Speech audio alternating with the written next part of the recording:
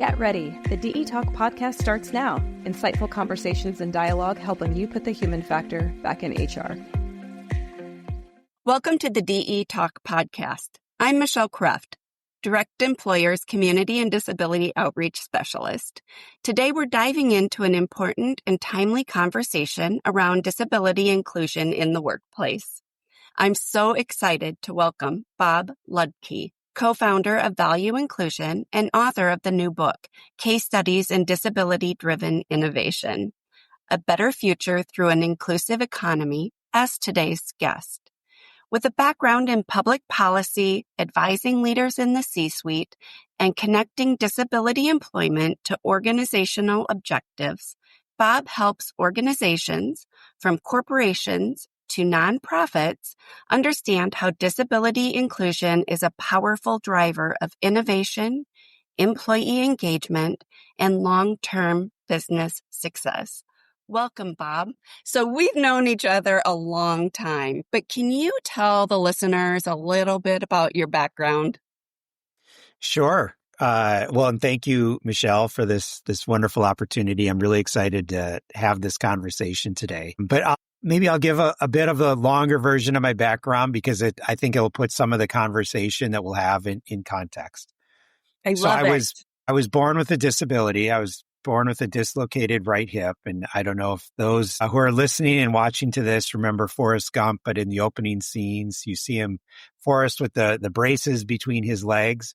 And that's exactly what I had. And it wasn't this debilitating disability by any stretch, but it definitely has impacted me my whole life. And I've always had, kind of mobility limitations in my right leg, my right hip and back. And I've been fortunate that, I've been able to work through some of that, but it's something that's always there.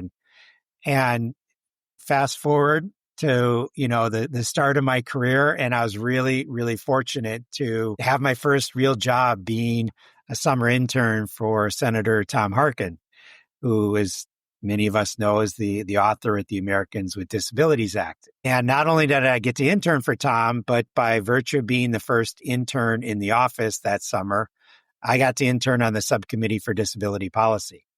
And that was really where the bulk of the Americans with Disabilities Act was written. And so I was there for the implementation phase, and it was really, really fascinating to see, the advocacy side of all things disability, because, the ADA is this incredibly complex bill, and you had to figure out how to make it work. And so it was just this amazing first experience into public policy. And a few years later, I had the opportunity to work for Tom on a Senate staff, not on disability issues, but when you work for Tom, disability is woven into a lot of what you do. And then fast forward a number of years later, I was doing a lot of consulting work around responsible business practices, sustainable investing practices. And during the pandemic, when there was a lot of belief that mindset around responsible investing, new ways to make businesses more responsible and accountable to society were happening, especially after the murder of George Floyd, I realized that disability and the value proposition of disability employment and disability inclusion were completely left out of those conversations.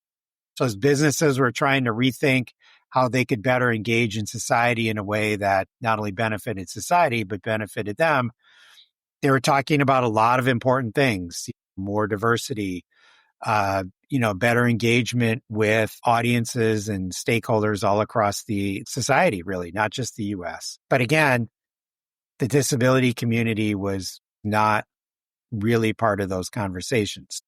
Then went to the Harkin Institute, which Tom had founded when he retired from the Senate, and it's located at Drake University in Des Moines, and proposed a research paper looking to tie all of that together, that effective business and responsible business and market opportunity go hand in hand with creating a diverse workforce and really embracing the mindset of competitive integrated employment for persons with disabilities. For the last 5 years, I've been on this wonderful journey on, again, creating that connection between the value proposition of disability employment and the value proposition that it brings to organizations and companies of all kinds, and in particular around innovation, market opportunity, engaging new customers, and so on. Thank you so much for sharing your story, Bob. Like, how incredible. And for all the advocacy work you do and bringing people with disabilities to the table. I can't say thank you enough. Can you talk a little bit about case studies in disability-driven innovation? Why did you write it, and what are some of the things you learned along your journey? So I published case studies in disability-driven innovation earlier this year. I believe it came out in late February. And it's really a collection of case studies of these amazing innovators and entrepreneurs and intrapreneurs, people doing innovative things within organizations that I've come across in these last 5 years. And this, again, my own journey around disability employment and disability innovation. And on one hand, I had, again, amazing interactions with these people who are just innovating their way through life. And in that journey, making things around them better, making people's lives easier. And on the other hand, I'm engaging with organizational leaders, particularly leaders in the private sector. And time again was hearing the same thing. When asked about disability employment, was always told it's too hard. We don't know where to start. What could we do? Maybe there's risks of lawsuits. I really need to shy away from that. And so the book is hopefully what it tries to be is a business book, a book about entrepreneurship and business strategy and business and leadership to show how you can integrate persons with disabilities into organizations, large and small, how you can create a cultural mindset in those organizations to really embrace the innovative and creative drive that most people with disabilities have. And it then uses the case studies to show that while this tasks and this journey isn't necessarily easy, it can be done. And there are a lot of lessons learned and a lot of tangible steps taken by others that can be replicated time and time again across organizations. And it also, my hope is that any number of the case studies in the book are truly inspirational and, put a little bit of oomph behind someone's desire to really, provide the mentorship, the collaboration with persons with disabilities to scale their ideas into things that can make society better, make all of our lives better.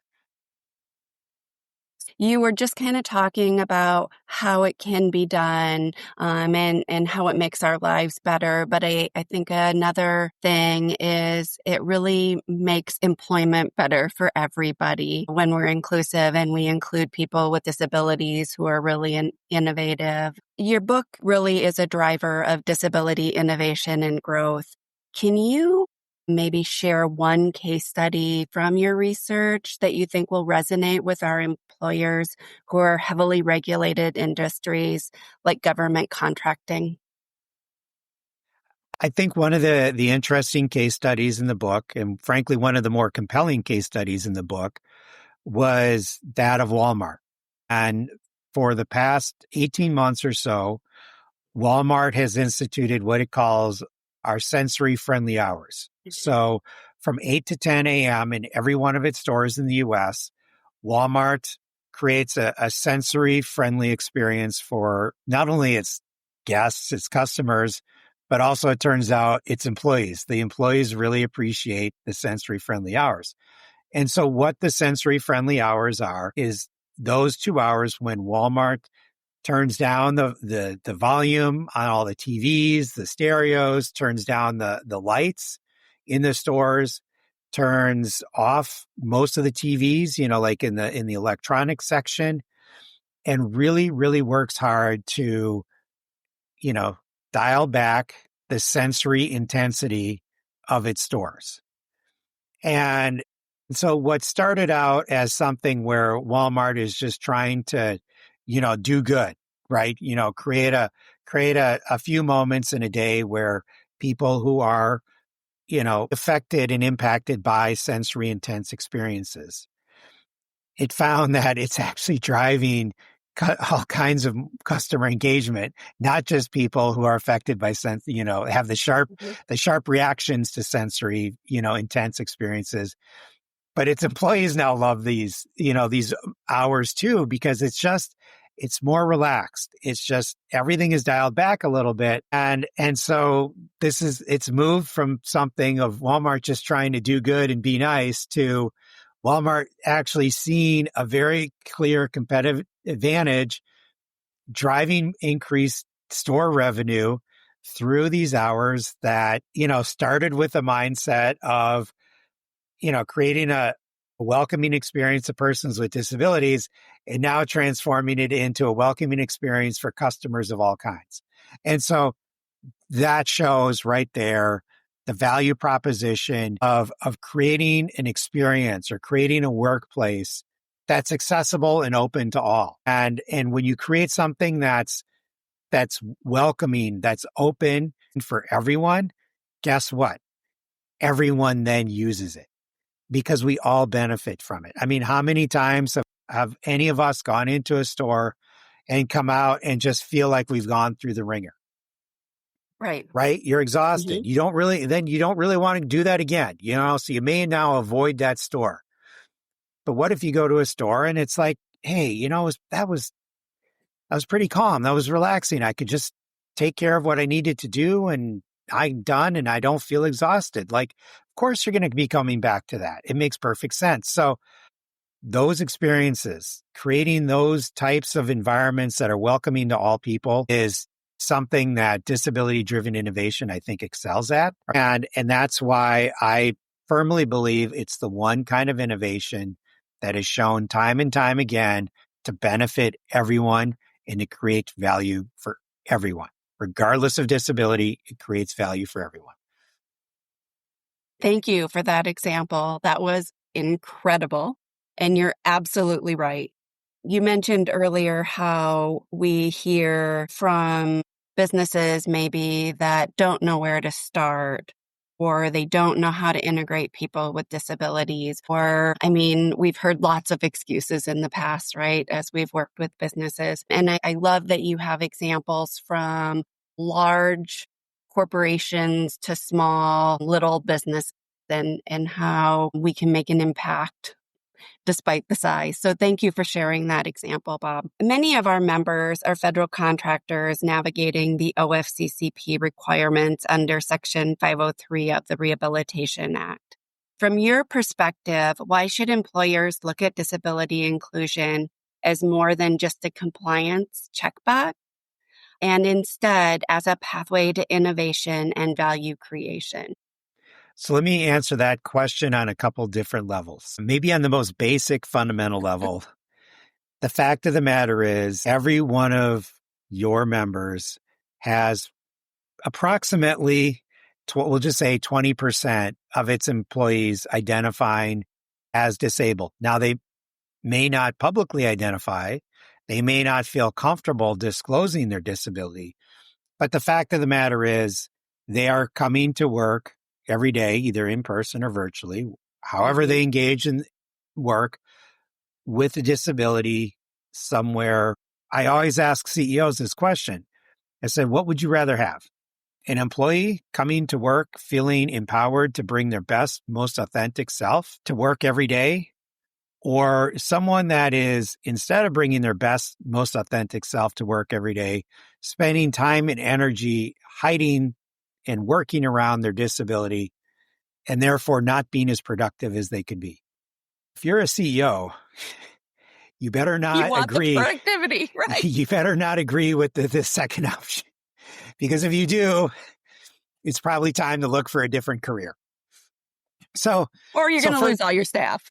Right. And so look, it is a fact, right? It is a fact that virtually everyone, because disability is intersectional, is going to encounter disability in their lifetime, right? And you can be born into it. It could be temporary, like you fall off a bike, you break your arm. Guess what? You have a disability. It's maybe a temporary disability, but it's a disability. Or unless we all find the fountain of youth, we're all aging into disability, right? Lack of mobility and lack of cognitive skills, right? So acknowledge that, accept that, and embrace that and use it to your advantage. And the best way for a leader to create the space for people to bring their best, most authentic selves to the office every day is by just start by talking about disability. Maybe you don't even have to acknowledge if you have a disability. I'm in no way saying that everyone needs to stand up on a table and proclaim a disability. It's an entirely personal choice. Do it as you see fit. But just start talking about how you as a leader recognize the value proposition of disability, how you understand that all of us have a connection to disability, and how your organization appreciates that, welcomes that, and wants to work with its team on utilizing all of the different values that persons with disabilities bring to the table. And instead of, getting caught up in regulations and, what's the administration going to do now and this and that, just control what you can control. And what you can best control is how your organization sets up its cultural mindset around disability. And the best starting place is just to start talking about it, because the more you talk about it in an authentic way, the more that people start to feel comfortable talking about their disability, their connection to disability, and it just moves the ball forward. And suddenly you find that the innovation goes up, the culture becomes stronger, teams become more resilient, and it just happens organically. But it requires ongoing, authentic leadership, not just one day saying something. It's day after day of giving people the space to be their best selves. Yes, I love that. Thank you. And I'm sure a lot of businesses are going to see that long-term retention, because if their employees they're comfortable at work, they can be themselves, like you talked about.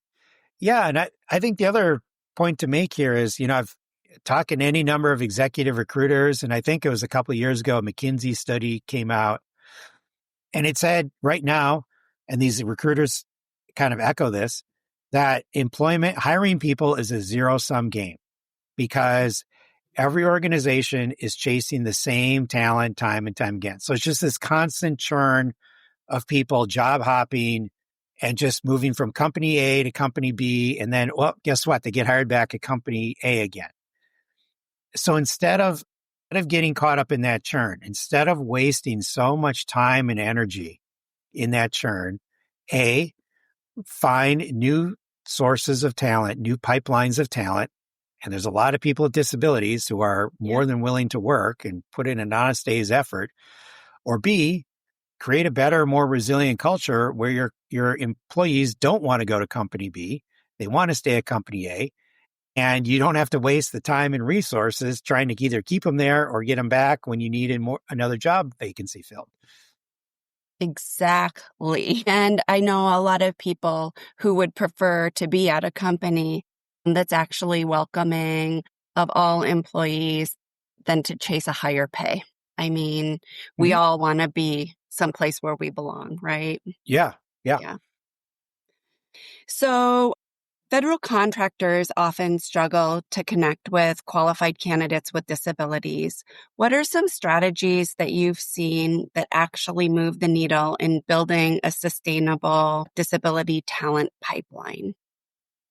Well, the first is exactly what we just talked about, which is really making sure your own house is in order, shall we say. And, again, just, taking the time to ensure that your team is bringing their best self to work. There are a couple other recommendations for organizations when they're, should we just say, looking externally for talent. And the first and frankly most fundamental is making sure that your hiring process is actually accessible. So, the website where you list your job postings, is it accessible to people who are blind and low vision? Have you scrubbed your interview questions to make sure that you are not inadvertently screening out people by the type of questions you ask that may cause them to think, I don't think I have a place at that organization, given what I was just asked.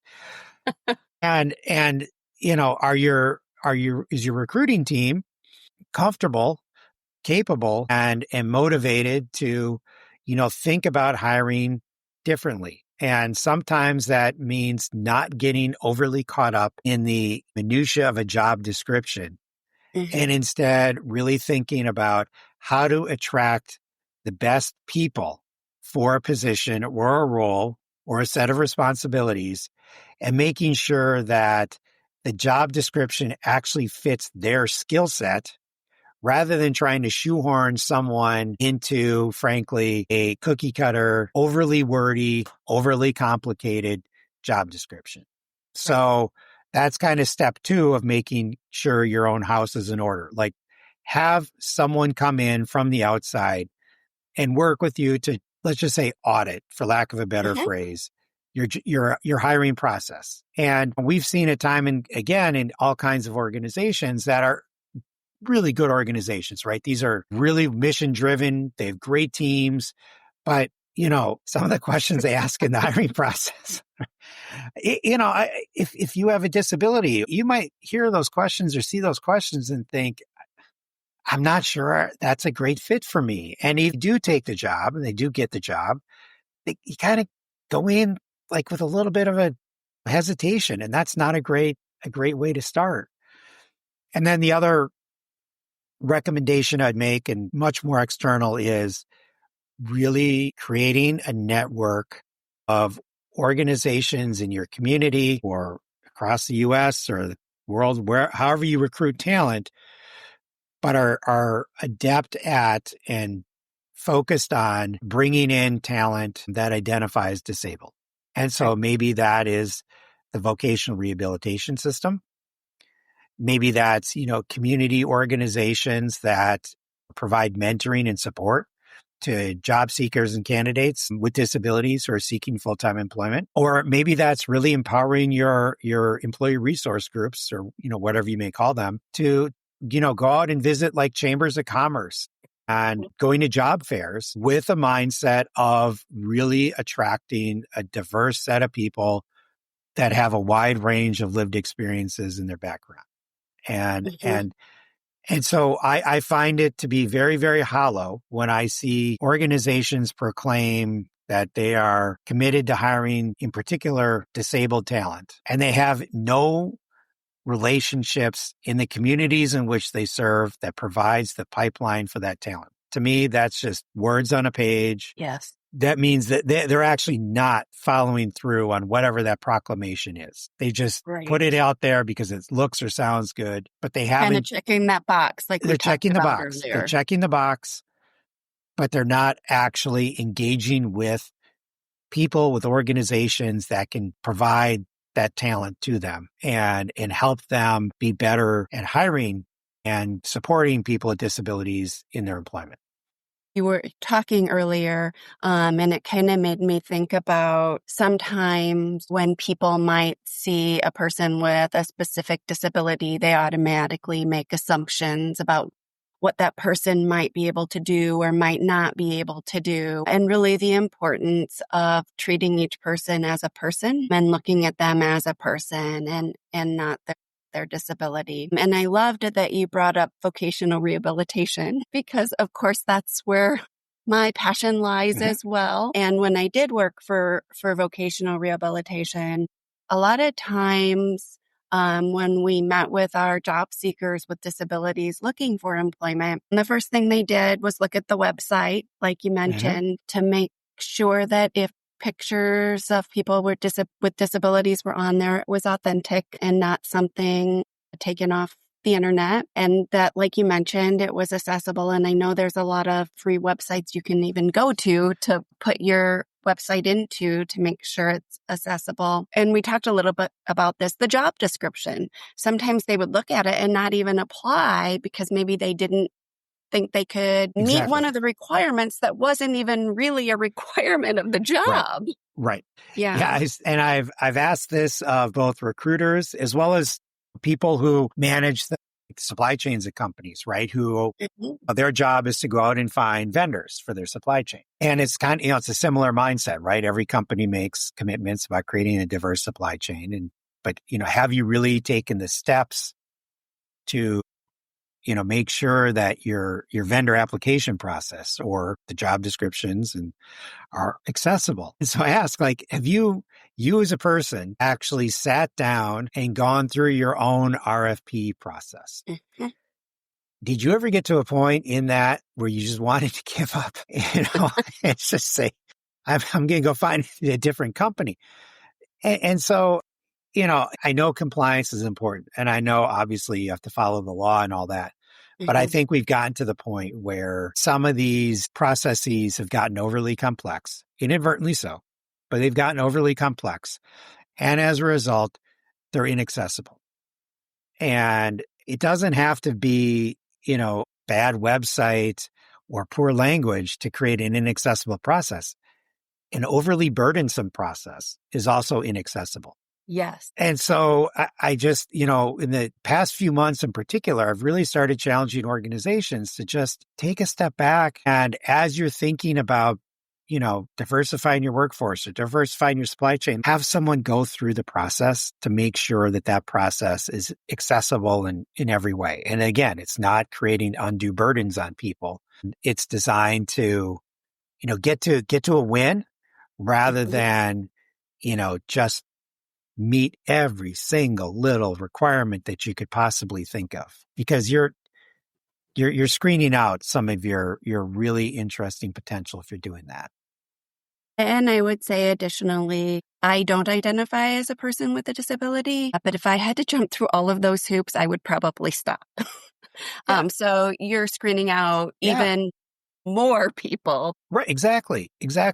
And so it just makes no sense. And again, I'm not discounting the rationale, Mhm. but what I am starting to more and more raise concerns about is if you actually stopped and taken a few minutes and actually gone through the process as a person and to make sure that it's accessible in every way. For sure. So, Bob, where do you see employers missing the mark? And I know we've really kind of talked about this, but when it comes to outreach and partnerships, especially with community based organizations and vocational rehabilitation programs, or programs like the Ticket to Work. I, I hate to sound overly negative, but I think it just in too many cases, the organizations just are not taking the fundamental steps to begin that outreach, Mhm. not thinking about how they want to appear at job fairs. Mhm. If you go to a job fair and you are not bringing anyone who identifies as disabled to represent your organization, no one with a disability is going to be terribly intrigued by your company. It's just, again, I think it's a fear of making a mistake that is triggering this hesitancy to not be proactive enough in reaching out to all these organizations that, again, provide this pipeline of talent and frankly are desperate for those kinds of connections with employers. Yes. And I strongly suspect that as you build those relationships, you're going to meet people in those organizations who will do everything they can to ensure it's a successful partnership and that the talent pipeline really delivers for the company. Because, these organizations that are working with the people who identify as disabled, I mean, they're facing these overwhelming caseloads, right? They have more people in their pipeline than they can service. And so the more that they can engage with employers, with quality employers, the better they are. So it really is a win-win. And I really think that in that situation, you'll find those, should we just say talent pipelines really, really willing to collaborate to create a successful partnership with the employer. Yes. And I'm thinking to our unconscious biases and how sometimes when I was at vocational rehabilitation, a business might say, well, we only hire people with a bachelor's degree. Right. Well, guess what? People with disabilities have bachelor's degrees. People with disabilities have master's degrees, have PhDs. And so maybe even getting over some of those Yeah, I mean, yes. And I will say this, and, kind of in defense of employers, which is that many of the people working in the Voc rehab system, working in some of these other, we'll just call them, community-based organizations, don't always have a deep experience in the private sector. So they aren't necessarily experts in how private sector employment works, how hiring processes work, what mentorship looks like and engages in day out in a company. So there very much needs to be, a meeting in the middle, and everyone has a bit to learn. So it's really an opportunity for the employers to engage with these provider organizations about, this is what we really need. This is how the process works from our end, help us improve our process and teach us how we can be better. And then it's incumbent upon those providers to then adapt to what, frankly, the private sector is like. And I can't say that either side is great at that. And the real loser in all this are the people who are seeking jobs. You're 100% correct. So both sides need to do a better job of understanding how each of them engages with talent in the hiring process. Bob, recently you and I met with our human resources vice president here at Direct Employers and really talked about psychological safety in the workplace. Could you expand on that? Yeah. So I'd have to say probably my biggest learning in writing the book and researching case studies and disability-driven innovation was about the concept of psychological safety. And without a doubt, that is the most crucial ingredient to creating a more innovative, collaborative, cohesive culture.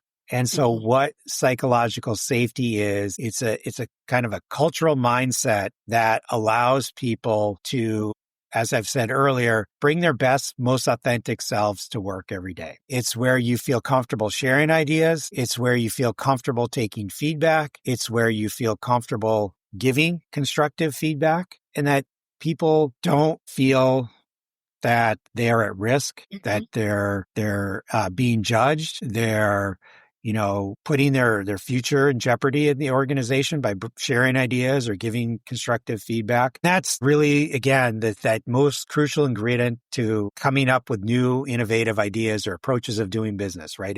It could be a very junior person walking into a senior executive office and saying, hey, I had an idea of how we could do, system X better or launch product Y better. And for that person to, the senior executive say, hey, okay, great idea. Thank you for bringing it here. Let me give you some feedback on that. And then maybe we make this work or what have you. But it is not, there are certain things it's not, right? It is not being nice for the sake of being nice. It is not just saying yes to make someone go away or make someone feel good. It is not holding back, criticism on something, but it is doing that all in a way that is collaborative, constructive, and frankly, an ongoing learning process for everyone. Because as I've said before, you can't expect people to always be thinking outside the box, right? Every company loves to say how we have a culture where people think outside the box. It's great.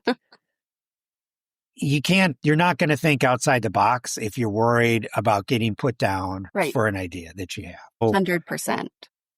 And there's no, I get asked all the time, is there someone a company that's really perfect when it comes to psychological safety? There's no such thing as perfection when it comes to psychological safety. It is at best a continuous process of improvement. We're all human, right? There's going to be days you snap at someone, right? There's going to be days when you... What? I've never snapped at anyone. Nor have I ever, right?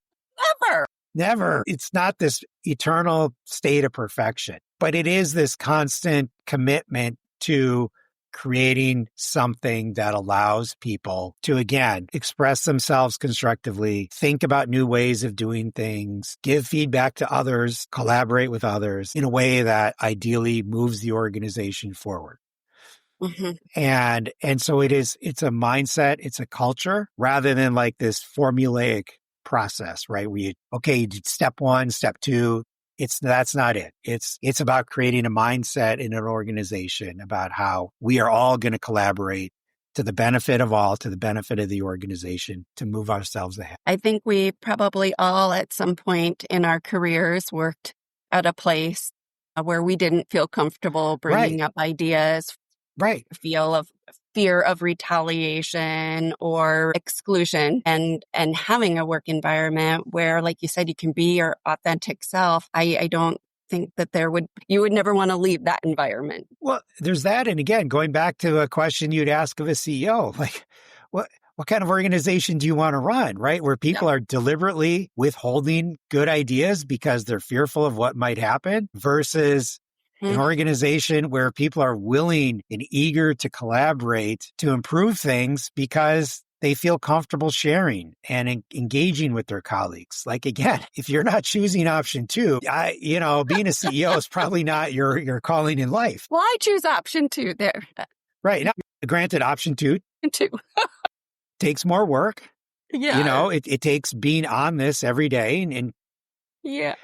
As a leader, kind of instilling that mindset. And that just doesn't happen one day in a blog post. It is day after day. And you, as a leader, acting in a way that should be modeled by others. But again, that's like, do you want to sustain your growth and your market growth over time? Do you want to attract the best talent, or do you want to just languish in third place? It's your call. Yeah. I love that, Bob.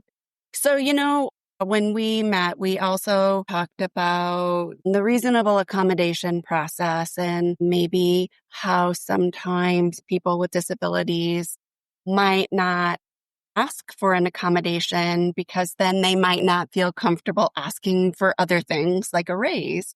Could you talk a little bit about that reasonable accommodation request and some of your thoughts surrounding that? So, should we just say the most fundamental legalistic way of looking at this? The Americans with Disabilities Act does require employers to provide reasonable accommodations to their employees. So that's like the formulaic legal approach to this. The other way to look at this, which is reality, which is we all use reasonable accommodations every single day for our job. If you have an executive assistant to help you manage your calls, your schedule, guess what? You have a reasonable accommodation. If you have left early to go to a doctor's appointment or pick up a kid from football practice, you just took a reasonable accommodation. Maybe you have one of those fancy ergonomic chairs. Guess what? Reasonable accommodation. So we all use it. Why do we use reasonable accommodation? Because it makes us better in our jobs, right? If you have dual screens at your desk, you do it because you're a lot more productive if you can, look at one screen and copy and paste over to the other screen or whatever. You're happier if you can leave early to go get your kid from football practice. So you're a better, more efficient employee. The problem is that, we've almost created like two different classes of reasonable accommodations, right? There's the people who expect that they have the right to get reasonable accommodations. And that's the vast majority of people. Like, again, hey, I'm going to leave at 4:00 today to go pick up a kid. Or I'm showing up late tomorrow because I have a dentist appointment. Persons with disabilities too often feel or are given the impression, or in some cases even told, that they have to go through this process, a formal process by which to request a reasonable accommodation. The vast majority of those accommodations requests are inherently simple. The vast majority are under, I think it's $400. Yeah. And there's examples like, ergonomically designed keyboards, the ability to work from home when it's like raining and snowing outside and, because the public transit that day is going to be really tough. Or maybe it's being able to just shut down for half an hour because staring at a computer screen just overloads the senses, right? So those on their surface are seemingly simple requests, but too often, as I said before, persons with disabilities are either led to believe or actually put in a situation where a reasonable accommodation request becomes something that almost requires the company granting them a favor or an exception when it's not, because it's no different than it is for anyone else. And even worse, in those situations when persons with disabilities are led to feel that way or believe that, they then feel like they can't advocate for themselves because they've burned all their matches asking for an ergonomic keyboard. So how can I ask for a performance review? Or how can I ask for a raise in that performance review? I've already asked for this keyboard and I had to fight tooth and nail to get that. What companies are slowly starting to find is that if they normalize the accommodations request process for everyone. It just works better for everyone. And it Right. just becomes part of, again, creating a workforce that brings their best self to work. Doesn't Yeah. have to create these like ad hoc workarounds because computer keyboard doesn't work very well for them. Right. And instead just allows people to say, hey, I need a keyboard. I can type a lot faster if I have a better designed keyboard. Or I can, if I can just shut down for half an hour in the middle of the day and close my eyes, I'm good for the rest of the day. Let me go. Yeah.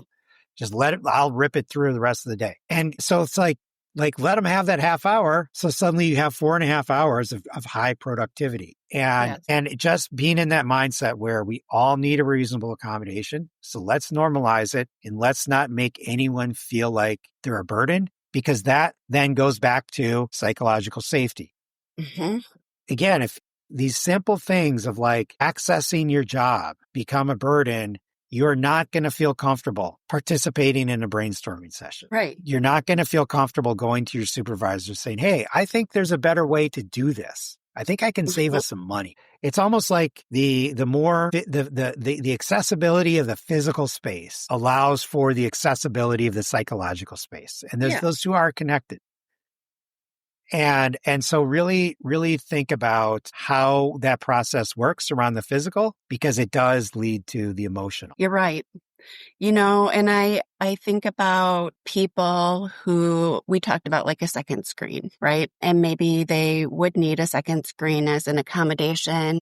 But they might not want to ask for it. And so they just purchase it themselves, and provide their own accommodation, when in reality, I can't imagine life without a second screen or a third screen. And so a lot of times, if we allow for that conversation to happen, we find that it's going to improve productivity for all of our employees as we start to implement some of those innovative things that people with disabilities use as accommodations.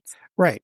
And so, I mean, go back to you, like purchasing that second screen, right? It probably costs $100, right? Mm-hmm. It wasn't this massive investment. But there's always going to be this little thing in the back of your head that just says, you know what? I had to go out and buy that thing.